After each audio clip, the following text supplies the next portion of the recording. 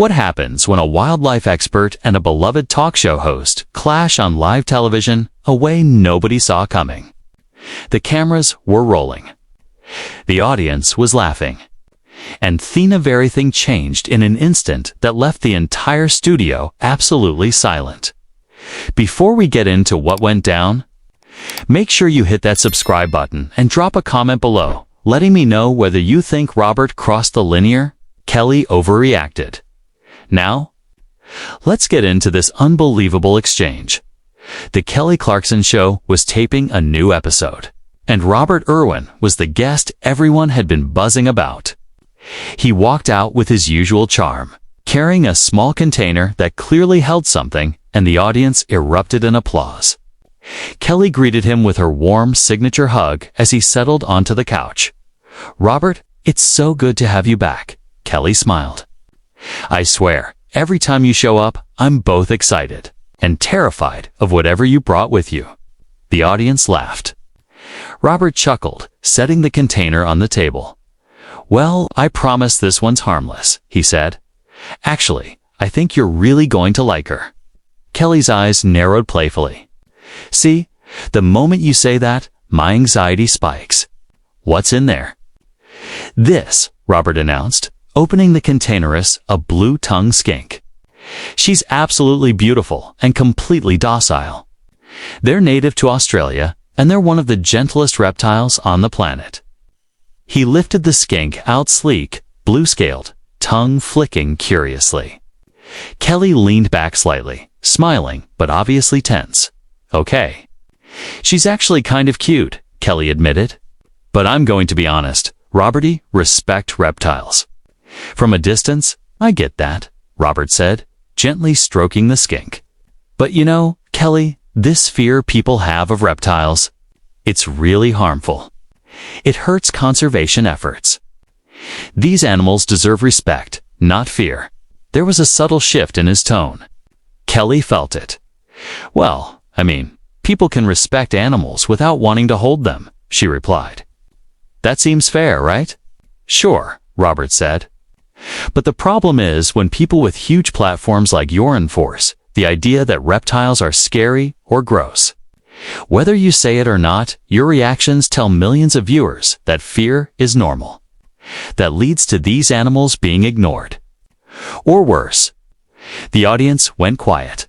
Kelly blinked, caught off guard. "People like me," she repeated. "Robert, I've never said reptiles are gross. I just said I'm not comfortable holding them." "That's different." "Is it though?" Robert countered.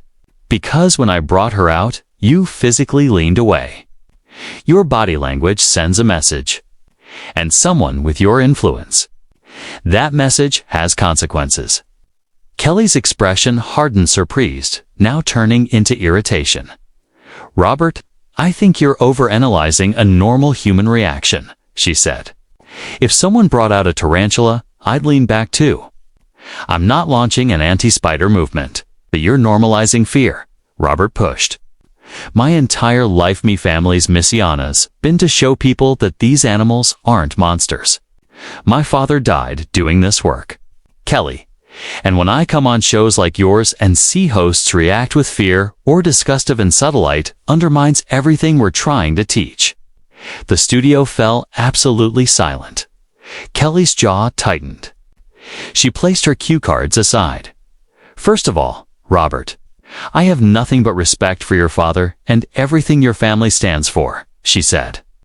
"But you don't get to come on my show and lecture me about my natural reactions. I've had you on multiple times. I've held snakes. I've held spiders. I've done everything to support what you do. And I appreciate that," Robert said, though his tone said otherwise. Robert replied calmly, "But appreciation isn't enough. Kelly, we need people to actually change their perspectives. Not just tolerate animals for a cute 5-minute segment." Kelly laughed, but it wasn't her usual warm, bubbly laugh. It was sharp, disbelieving. "Are you seriously sitting on my couch right now, telling me I'm not doing enough for wildlife conservation?" she asked, eyes narrowing. "Robert, This is a daytime talk show. We're here to entertain Plito, give them a break from their day. I'm not running a wildlife documentary series. Maybe that's the problem, Robert shot back without missing a beat. Maybe if shows like yours took conservation seriously instead of treating animals like circus acts, we'd be in a better position as a planet. The audience gasped audibly. Kelly pushed herself up from her chair. For a moment, it looked like she might actually walk off her own set. Instead, she squared her shoulders, turning to face Robert directly. Her voice was controlled, but icy. "I want to be very clear about something," she said. "I invited you here as a guest. I've supported your work, your family's legacy. I've given you a platform to reach millions. But I will not sit here and be disrespected on my own show. If you think what we do is treating animals like circus acts, then maybe you shouldn't have agreed to come on in the first place." Robert rose, still holding the skink, his jaw set. "Maybe you're right," he said. "Maybe I shouldn't have. Because clearly you're more interested in getting laughs than making a difference." "Get off my stage," Kelly snapped, her voice cutting through the stunned silence. "Right now. We're done here." "Gladly," Robert replied, placing the skink back in its container with deliberate care. "I have better places to be than somewhere that treats important work like entertainment filler." "Security," Kelly called out, though no one moved. The producers were frozen, cameras still rolling, the meltdown unfolding in real time. Robert lifted the container and started walking off stage. Kelly sank back into her chair, visibly shaking whether from fury or shock, no one could tell. The audience sat in breathless silence. Then, just as Robert reached the edge of the stage, Kelly said it. "You know what, Robert?" she called out. "Your father would be ashamed of how you just acted." The words hit the room like a physical blow. Robert froze. He turned slowly, his face pale, the container trembling slightly in his hands. Kelly's expression shifted, realized instantly that she had crossed a line she couldn't uncross. "What did you just say?" Robert asked, barely above a whisper. The studio was so silent that every syllable echoed. Kelly opened her mouth, but nothing came out. "I want you to repeat it," Robert said, stepping back toward center stage. "Go on. You wanted to bring up my father? Let's talk about him." He set the container down, staring her down. "Let's talk about how he spent every single day of his life, trying to teach people that every creature on this earth matters. Let's talk about how he died doing exactly that." Kelly swallowed hard. "I shouldn't have said that," she whispered. "That was out of line." "You think?" Robert's voice cracked as emotion finally broke through. "You think bringing up my dead father and saying he'd be ashamed of me is just a little out of line?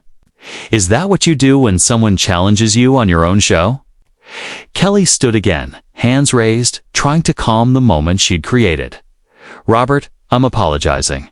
I was angry. I said something I shouldn't have. But you also came on here and attacked me for what? Not being enthusiastic enough about a lizard." "It's not about the lizard," Robert said, voice trembling. "It's about what you represent." "You have millions of people watching you every single day," Robert said, voice shaking with intensity. "And you use that platform to sell products, crack jokes, and do celebrity gossip. Then someone comes on your show trying to do something meaningful and you treat it like a novelty act. That isn't fair." Kelly fired back instantly, her own voice rising.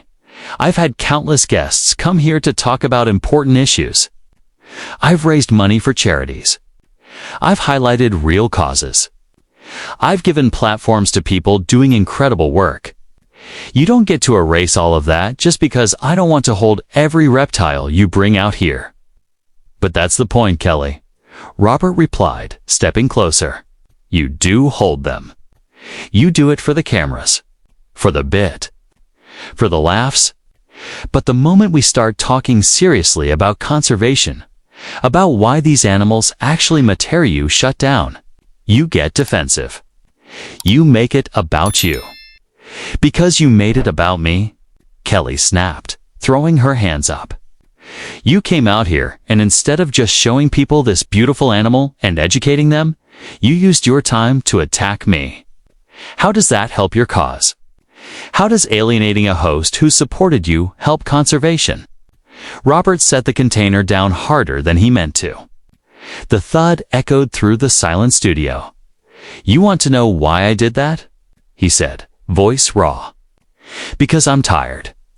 I'm exhausted from going on show after show watching hosts pretend to care for 7 minutes before tossing to a cooking demo or a musical performance.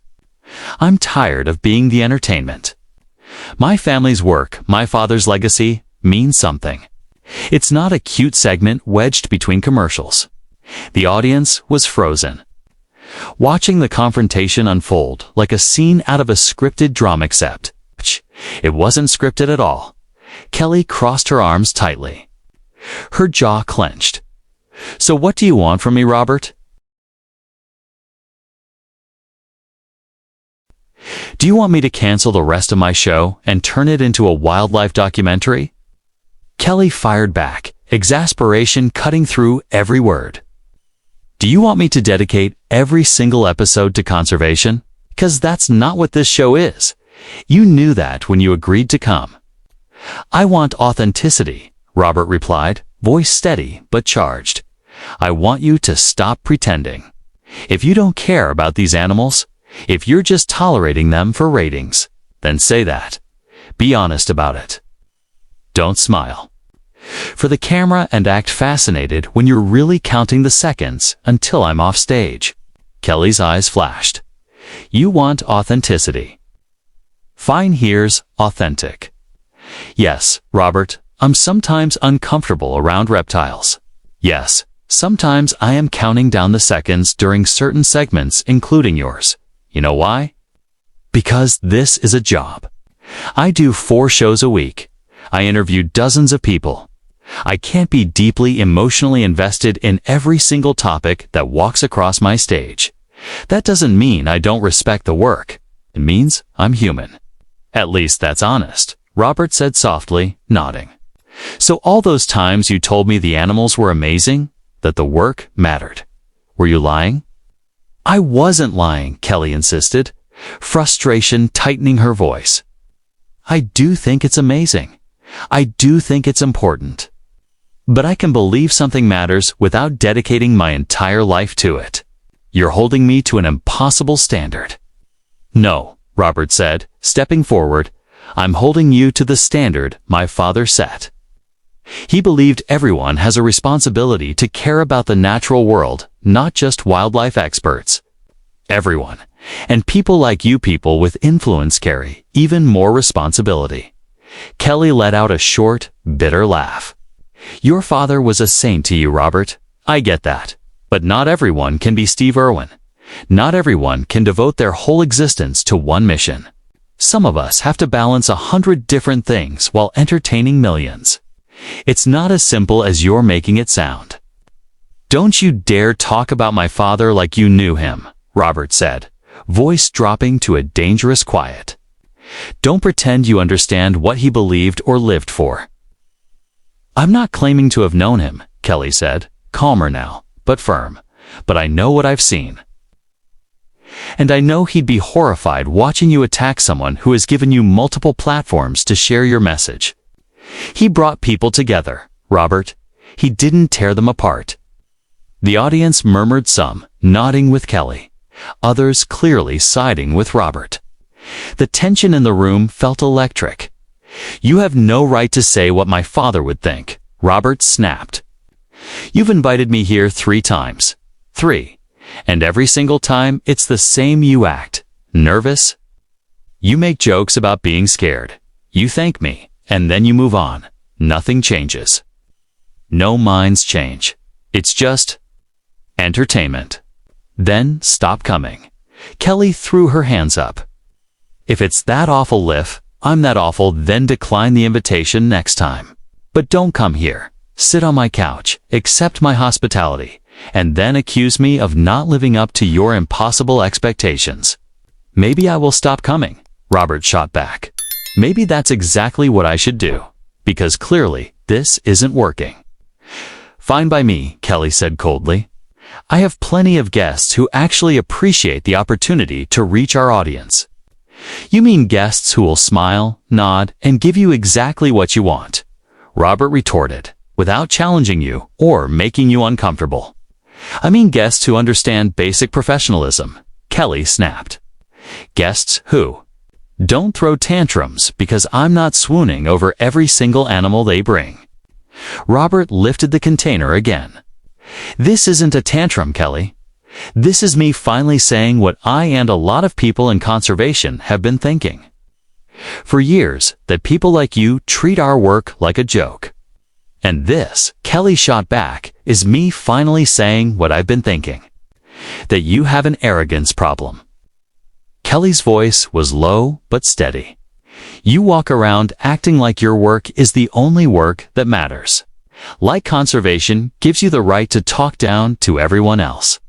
Newsflash, Robert Irwin's work is important to them. You're not special just because you work with animals. The words hung heavy in the air, sharp enough to cut through the silence. Robert's face shifted from pale, too tight, to flushed with anger. Kelly didn't move. Her chin stayed lifted. Her posture rigid, though her hands trembled slightly at her sides. Get off my stage, Kelly said again, each word crisp, deliberate. This interview is over. This relationship is over. You are no longer welcome on this show. Robert gave one hard nod. Trust me, I won't be back. He turned and walked off, no hesitation this time, no pause, no glance over his shoulder. The audience watched him disappear through the side exit, stunned into absolute silence. Every camera stayed fixed on Kelly, capturing her standing alone in the center of her stage, breath uneven from the adrenaline still running through her. Kelly finally looked out at the faces, staring back, hundreds of them, frozen between shock, sympathy, and judgment. Well, she said, her voice trembling just a little, that was something. A few uneasy laughs trickled through the room, but quickly died out. Kelly sank into her chair, dragging a hand through her hair. I need a minute here, folks. I'm shaken up. Not going to pretend I'm not. The audience remained quiet, waiting for her to continue. Kelly glanced toward her producers off stage, then returned her focus to the crowd. You know what? No, I'm not going to just move on like that didn't happen. We're live. You all saw it. So we're going to talk about it. She took a steadying breath. I have been doing this show for years. I've had thousands of guests sit on this couch. I've had uncomfortable moments, disagreements, of course. But I have never had someone come on my stage and treat me the way Robert just did. A few audience members nodded. Others shifted in their seats.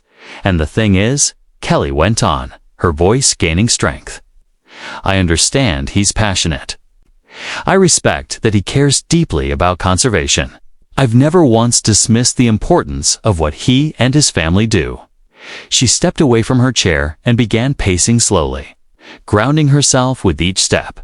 But what just happened was not about conservation.